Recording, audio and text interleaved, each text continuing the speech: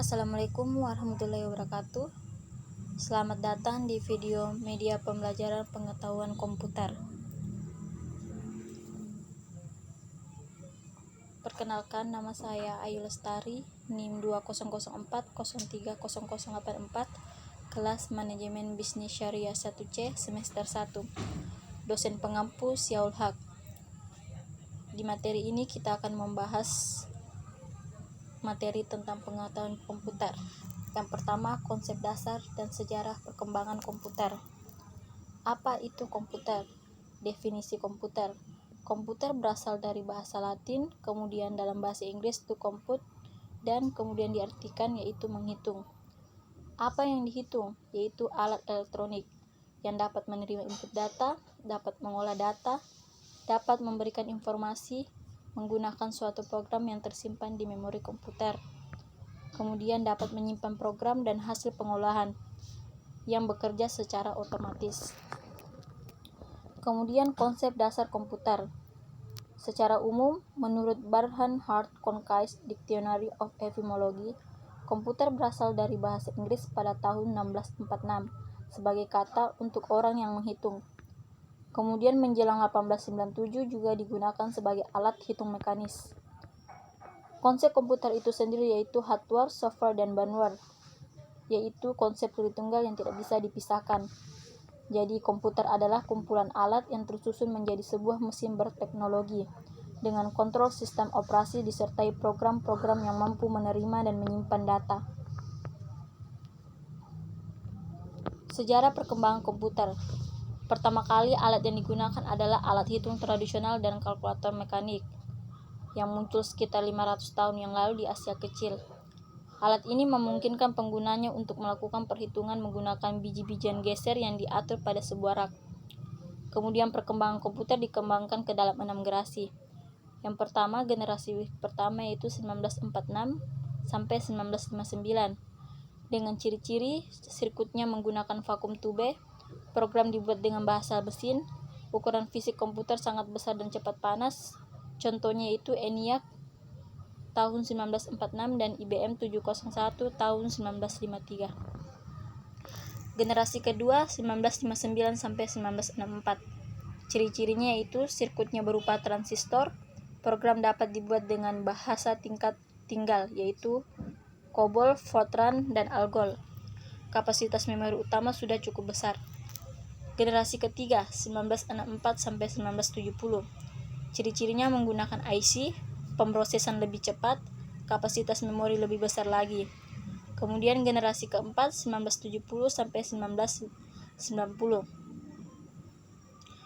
Menggunakan Large Scale Integration atau LSI, dikembangkan oleh komputer mikro yang berbentuk mikroprosesor dan semikonduktor yang berbentuk slip untuk memori komputer. Contohnya IBM 370. Kemudian generasi kelima tahun 1990-an menggunakan Very Large Scale Integration atau VLSI. Adanya mikroprosesor dan semikonduktor. Komputer pada generasi ini mengembangkan komputer yang bisa bercakap dengan manusia sehingga bisa meniru integrasi manusia. Kemudian generasi ke-6 atau abad 21. Generasi ini adalah generasi masa depan yang nantinya dikenal dengan generasi titanium. Perkembangan teknologi komputer. Komputer yang kita kenal ini adalah hasil pengembangan teknologi elektronika dan informatika sehingga bentuk komputer yang asalnya berukuran besar. Kemudian kemajuan industri komputer elektronika IC telah mendorong terciptanya berbagai perangkat chip IC yang beragam dan mendukung berbagai keperluan pembuatan produk elektronik. Adapun manfaat komputer, yaitu komputer sebagai sarana mempermudah kerja, sebagai sarana komunikasi, sebagai alat hiburan, alat pendidikan, alat informasi, alat kontrol, dan alat kesehatan. Kemudian materi kedua itu perkembangan komputer dan klasifikasi komputer. Perkembangan komputer terjadi setahap demi setahap atau evolusi. Komputer yang lebih baru umumnya mendukung komputer yang sudah ada sebelumnya. Baik, yang akan dibahas pada materi ini yaitu perkembangan hardware dan software. Perkembangan hardware. dikelompokkan dalam era sebelum tahun 90 dan setelah tahun 1940. Era sebelum tahun 1940. Ribuan tahun lalu ditemukan di Cina yaitu abacus atau sempoa. Kemudian 1617 John Napier menciptakan metode logaritma. Pada tahun 1642 Blaise Pascal menciptakan mesin hitung mekanik yang pertama. Tahun 1890 Joseph Maria Jacquard membuat konsep Punnett. Kemudian baru pada tahun 1822 Charles Babbage yang digelar Bapak Komputer telah dinamakan Difference Engine. Kemudian dikembangkan menjadi Analytical Engine pada tahun 1833. Kemudian tahun 1854 George Boole menciptakan satu bidang aljabar. Setelah itu tahun 1937 Howard Aiken memperkenalkan mesin yang dibuat dari komponen-komponen mekanik dan elektronik. Dan setelah itu baru mulai tahun 1940 muncul teknologi baru, komputer, dengan perangkat elektronik digital. Selanjutnya era setelah tahun 1940. Generasi pertama pada tahun 1940 sampai 1959, yaitu ENIAC yang dikenal sebagai generasi komputer pertama digital elektronik berbasis tabung hampa udara yang digunakan untuk kebutuhan pada tahun 1943 oleh Dr. John W. Mauchel dan John Presper Ecker. Mesin von Neumann dikembangkan pada tahun 1945 oleh John Neumann yang memberikan konsep untuk mempermudah proses program, dan untuk pertama kalinya komputer ini menggunakan RAM. Pada tahun 1953 IBM memproduksi IBM 605 dan IBM 701. Kemudian generasi kedua 1959 sampai 1964. Ciri-cirinya menggunakan teknologi sirkuit, sudah menggunakan operasi bahasa, kapasitas memori utama sudah dikembangkan, menggunakan simpanan luar berupa magnetic tape dan magnetic disk, dapat melakukan proses real time dan risk sharing. Ukuran fisiknya sudah lebih kecil dari sebelumnya, proses operasinya lebih cepat, kebutuhan daya listrik lebih kecil, dan orientasi program tertuju pada aplikasi teknik. Kemudian generasi ketiga pada tahun 1964 sampai 1970 menggunakan IC, peningkatan software, kapasitas memori lebih besar, kemudian menggunakan media penyimpanan luar disk magnetik, dan harga yang semakin murah dan masih banyak lagi. Generasi keempat yaitu 1970 sampai 1980-an. Pada generasi ini IC lebih kompleks dan terintegrasi. LSI dikembangkan menjadi FLSI, pengenalan mikrokomputer 4 bit pada perusahaan Intel. Kemudian generasi kelima pada tahun 1980 sampai saat ini. Ciri-ciri itu mulai diproduksi PC massal, sudah memiliki prosesor, pengembangan chip, dan mampu menerjemahkan bahasa manusia dan berbasis GUI. Kemudian perkembangan software. Software adalah perangkat abstrak yang merupakan bagian utama selain hardware dan dari sistem komputer. Jenis software ada dua, yaitu software sistem operasi yang memiliki resource manager sebagai mengolah sumber daya pada sistem operasi seperti monitor, prosesor, dan lain-lain, dan extended atau virtual machine. Jenis keduanya itu aplikasi, yaitu seperti bahasa pemrograman aplikasi, paket aplikasi, software utilitas, serta games dan multimedia.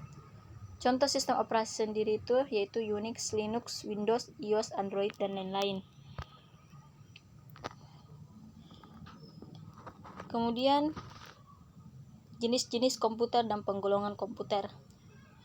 Jenis komputer berdasarkan tujuan penggunanya terbagi menjadi dua, yaitu special purpose komputer. Spesial komputer adalah jenis komputer yang dirancang dan digunakan untuk tujuan pemakaian pada masalah khusus yang biasanya hanya berupa satu masalah saja. Kemudian general purpose komputer adalah jenis komputer yang digunakan untuk menyelesaikan berbagai masalah. Kemudian berdasarkan data yang diolah. Data yang diolah yaitu yang pertama komputer analog. Cirinya yaitu digunakan untuk menerima sinyal analog, untuk memeriksa data berbentuk angka, bersifat data gelombang, dan biasa digunakan untuk presentasi. Kemudian komputer digital, komputer yang sering digunakan dalam kehidupan sehari-hari, atau CPU sebagai inti elemen komputer digital. Kemudian ukuran bentuk chipnya kecil. Selanjutnya itu komputer hibrid.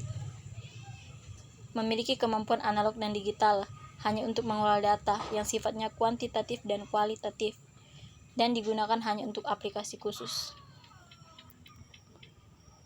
Berdasarkan prosesornya, yang pertama mikrokomputer menggunakan mikroprosesor. Mikroprosesor sebuah IC sebagai otak komputer, dikenal sebagai personal komputer, home komputer, dan small business.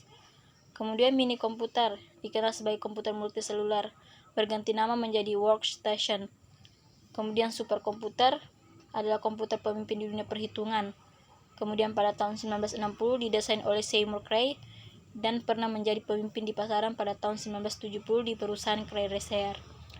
Kemudian jenis komputer berdasarkan bentuk fisiknya, yang pertama komputer desktop. Ukuran fisiknya lumayan kecil, berkembang menjadi desktop slim, dilengkapi dengan banyak ruang.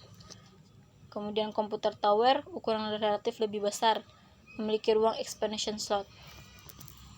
Ketiga itu komputer laptop, ukuran fisik yang dapat dipangku dan dapat di atas meja, dan ukurannya lebih kecil. Semua komputernya dibuat menyatu. Kemudian komputer portable, lebih kecil dari desktop dan tower. Komponennya dibuat menyatu dan bersifat bebas portable. Yang kelima itu komputer notebook. Bentuk dan ukurannya sama dengan komputer laptop. Kemudian komputer subnotebook, ukurannya sebesar kertas karton, tebal kira-kira 5 cm, dan masih dikembangkan kecil ukurannya. Kemudian komputer palm top. Komputer ini dibuat untuk bisa digenggam. Ukuran fisik sebesar kaset video beta, dan arus listrik-nya dapat melewatkan baterai. Kemudian jenis komputer berdasarkan skala kemampuannya. Yang pertama small scale komputer atau komputer skala kecil yang merupakan komputer yang memiliki kemampuan proses dalam jumlah kecil. Kemudian medium skala komputer adalah komputer skala menengah dengan kategori komputer mini yang biasanya melayani penggunanya pada DOM terminal. Kemudian large skala komputer adalah komputer skala besar, yaitu kategori komputer mainframe yang dilengkapi dengan perangkat dan software yang lengkap untuk pengolahan perhitungan dengan kemampuan yang cukup rumit. Kemudian materi apa itu alat input, proses, dan output. Apa itu alat input? Alat input adalah alat-alat yang berfungsi untuk memasukkan data atau perintah dari luar sistem ke dalam suatu memori dan prosesor untuk diolah guna menghasilkan informasi yang diperlukan. Macam-macam alat input adalah keyboard, mouse, scanner, joystick, touchpad, trackball, lag, pen, kamera digital, handycam, webcam, dan masih banyak lagi. Kemudian alat itu terbagi menjadi dua, yaitu langsung dan tidak langsung. Alat input langsung itu input yang dimasukkan langsung dan diproses oleh alat pemproses. Sedangkan alat input tidak langsung adalah alat input yang disimpan di media tertentu sebelum diproses. Kemudian apa itu alat proses? Alat proses adalah alat-alat yang berfungsi sebagai mengolah data ke dalam komputer setelah mengalami proses input. Macam-macam alat proses banyak, ada CPU, ALU, CU, motherboard, processor register, cache memory, ROM, RAM, PCI, floppy disk, hard disk, CD, flash disk, zip drive, pita magnetik, DVD, dan masih banyak lagi. Kemudian output. Apa itu output? Output sendiri adalah data yang telah diproses menjadi bentuk yang berguna. Segala macam komponen hardware yang dapat menampilkan informasi kepada user. Suatu peralatan output dapat menyampaikan informasi secara visual, kemudian diinformasikan dan ditampilkan yang biasanya disebut dengan soft copy. Macam-macam alat output komputer adalah monitor, printer, plotter, speaker, proyektor, dan headset. Selanjutnya, materi, jenis-jenis, dan fungsi port pada komputer. Fungsi utama dari port itu sendiri adalah menghubungkan komputer dengan komponen eksternal komputer. Contohnya itu port USB, port keyboard, HDMI, dan lainnya. Jenis dan kegunaan masing-masing port pada komputer. Yang pertama yaitu port HDMI. HDMI merupakan port pengembangan dari graphic card. HDMI merupakan kependekan dari High Definition Multimedia Interface, di mana HDMI mendukung semua bentuk medianya. Fungsinya itu mentransmisikan media dengan kualitas HD dan dapat mentransmisikan sinyal suara. Yang kedua itu port serial. Port ini merupakan jenis port yang dulu umum digunakan untuk keyboard, mouse, dan juga PLC. Port ini menggunakan jenis konektor RS232C yang memiliki jumlah pin antara 9 hingga 25 pin. Dan aplikasi ini jarang digunakan mengingat banyak koneksi komputer bisa dilakukan dengan menggunakan port USB standar. Kemudian port USB merupakan port standar yang sangat banyak digunakan di dalam teknologi sistem komputer. USB merupakan kependekan dari Universal Serial Bus. Dari namanya saja sudah bisa dideteksi bahwa port ini bisa digunakan untuk berbagai kepentingan. Fungsi dan kegunaan perangkat lunak atau software itu memiliki fungsi adalah proses data atau instruksi perintah hingga mendapat hasil atau menjalankan sebuah perintah tertentu. Software tentu saja memiliki fungsi dalam komputer.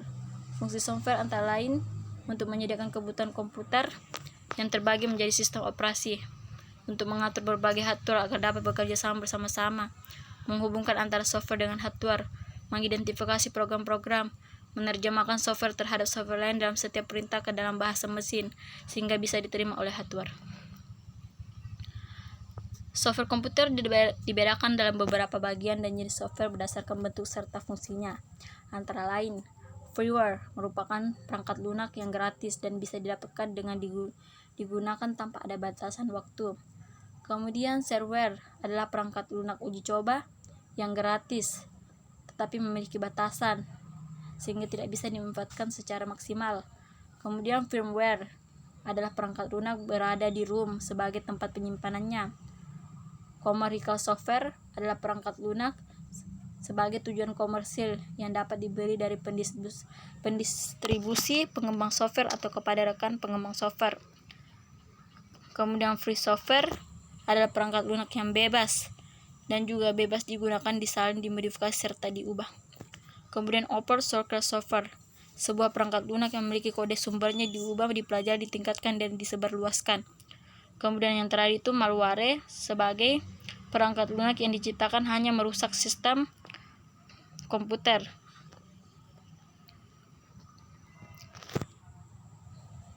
Pengolahan kata menggunakan Microsoft Office Word.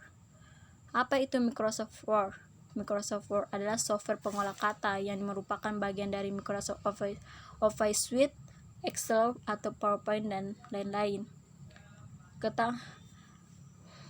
Bagian-bagian dari Microsoft Word ada di samping dan penjelasannya juga ada di samping ini. Contohnya itu file menu ribbon, dialog box, kursor, zoom, dan area kerja. Kemudian memahami dan mengaplikasikan beberapa aplikasi pengolah kata menggunakan Microsoft Excel. Apa itu Microsoft Excel? Microsoft Excel adalah salah satu aplikasi yang dikeluarkan oleh Microsoft yang tergabung dari Microsoft Office yang digunakan dalam pengolahan angka. Kelebihan Microsoft Excel yaitu mempunyai kemampuan menampung data yang cukup besar dengan kapasitas dalam satu sheet terdiri 1 juta baris dan 16 kolom. Microsoft Excel mempunyai format yang paling populer dan fleksibel. Microsoft Excel juga mempunyai program penggunaan rumus yang sangat lengkap sehingga mempermudah dalam pengolahan. Manfaat Microsoft Excel yaitu mempermudah dan menganalisa data dalam bentuk tabel dan juga grafik. Ketersediaan formula banyak sehingga mempermudah untuk membuat suatu rumus yang sulit dan variatif, dan dapat juga menganalisa kesalahan rumus di tiap-tiap perhitungan pada rumus yang panjang dengan fasilitas error. Kemudian mempermudah kita untuk memilih data dengan fasilitas yang ada di program Excel.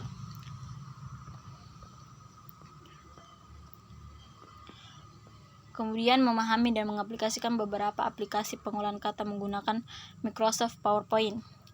Microsoft PowerPoint adalah sebuah program komputer untuk presentasi dikembangkan oleh Microsoft ini di dalam aplikasi kantoran mereka. Microsoft Office selain Microsoft Excel, Access, dan beberapa program lainnya. Kelebihannya itu penyajiannya menarik karena ada permainan warna, huruf, dan animasi. Mengetahui lebih jauh informasi tentang bahan ajar yang tersaji. Pesan informasi secara visual, mudah dipahami peserta didik.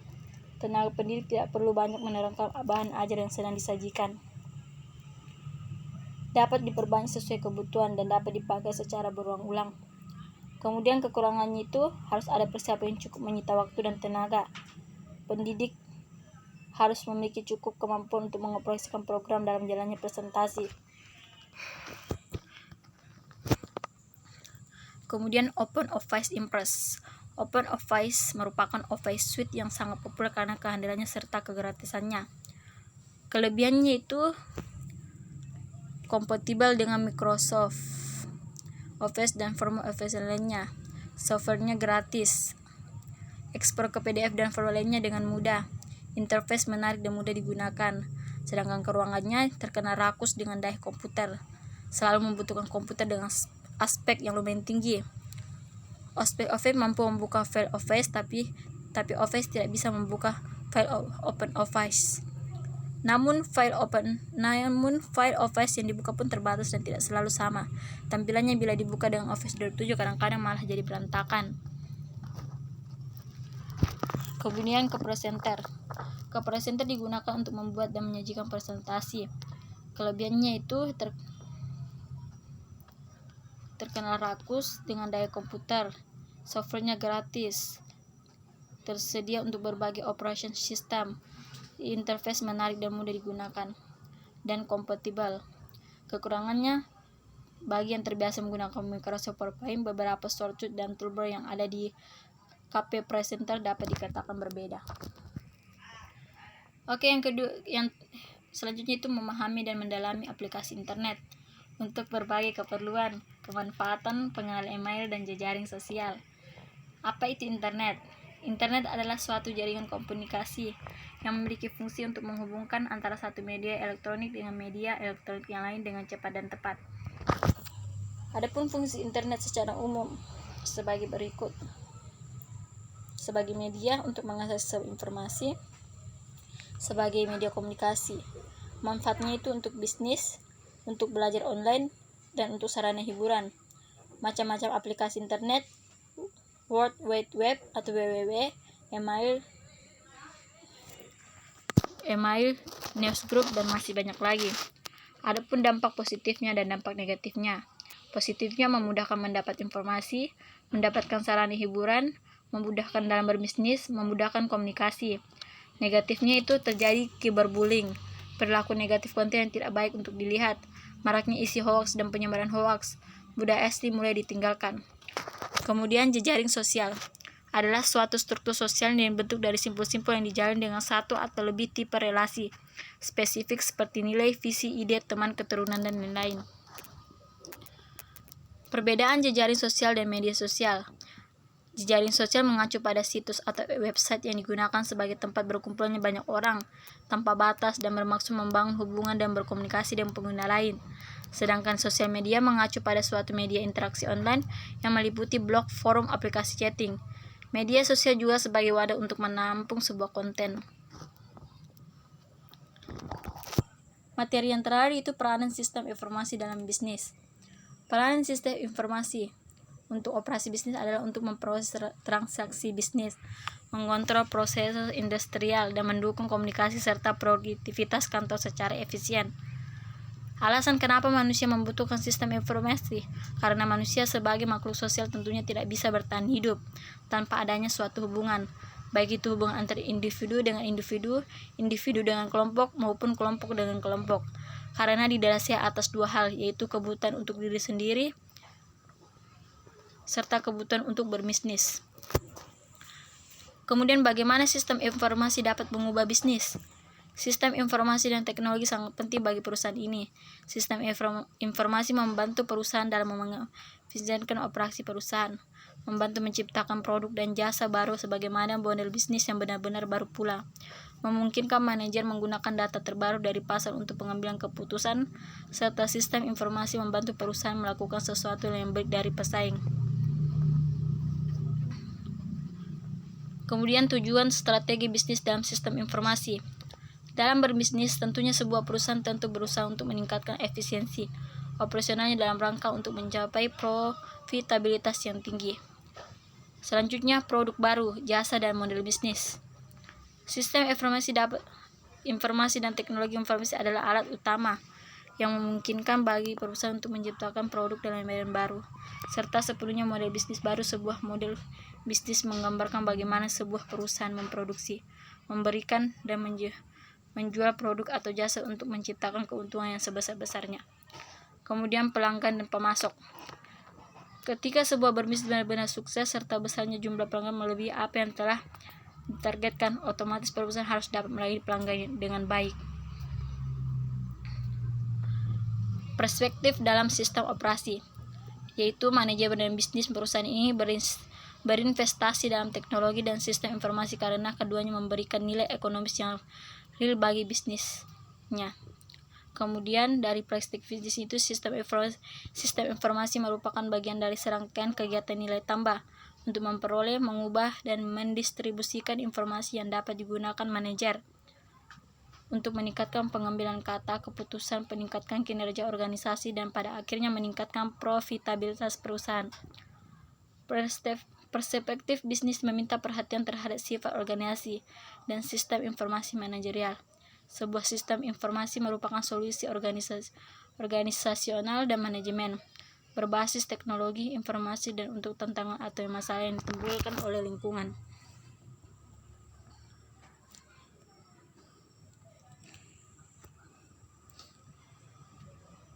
Baik, itulah materi saya tadi dari video ini. Terima kasih sudah mencapai ini. Sampai situ materi saya. Wassalamualaikum warahmatullahi wabarakatuh.